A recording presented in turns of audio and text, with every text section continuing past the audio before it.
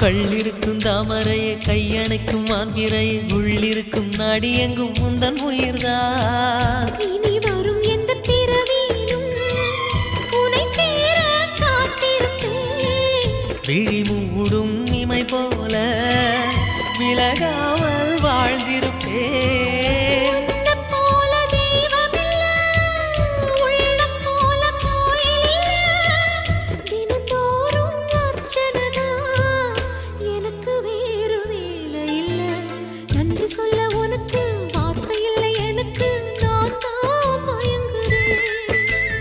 என்னுடைய மனச தந்து விட்ட பிறகும் ஏம்மா கலங்குற